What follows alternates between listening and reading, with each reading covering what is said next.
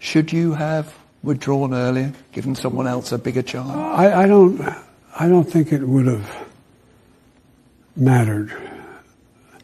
We left at a time when we had a good candidate. She was fully funded.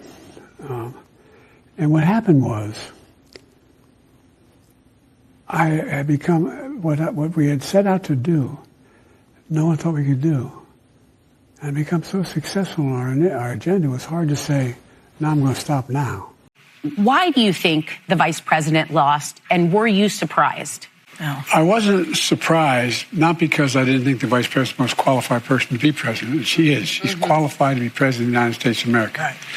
But I was surprised. I wasn't surprised because they went the route of the sexist route, the whole route. I mean, this is a woman, she's this, she's that. I mean, it really, I've never seen quite as successful and a consistent campaign undercutting the notion that a woman couldn't lead the country, and a woman of mixed race. Yeah.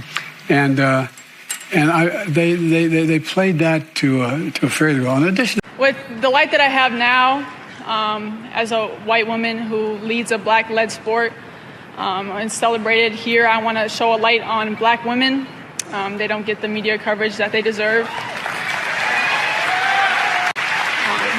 They've given so much. In the first quarter, since Trump took office, the United States economy shrank, with our gross domestic product decreasing by 0.3%.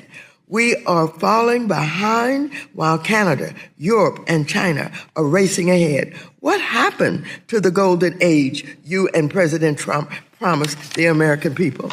Ms. Bessent, you are also the face of what the Wall Street Journal has described as, and I quote, the dumbest trade war in history. As a result of this stupidity. You know, Alyssa Slotkin, senator from Michigan, she said you shouldn't be using oligarch. It's over people's head. You've gotten criticized from other people. Free Beacon says Bernie Sanders spent $221,000 on private jets fighting the oligarchy tour. You've spent millions of dollars in campaign funds on private jet travel over the years.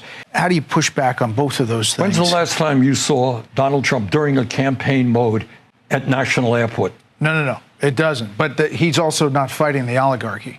No.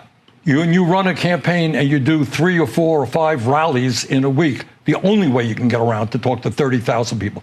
Think I'm going to be sitting on a waiting line at United waiting, 30,000 people are waiting? That's the only way you can get around. No apologies for that. That's what campaign travel is about. We've done it in the past. We're going to do it in the future. And judge the duties of the office on which I am about to enter. On which I am about to enter. So help me God. So help me God. Congratulations.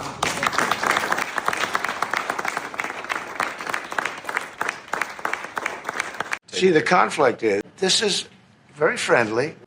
This is not going to be like, we had another little blow up with somebody else. That was a much different, this is a very friendly conversation.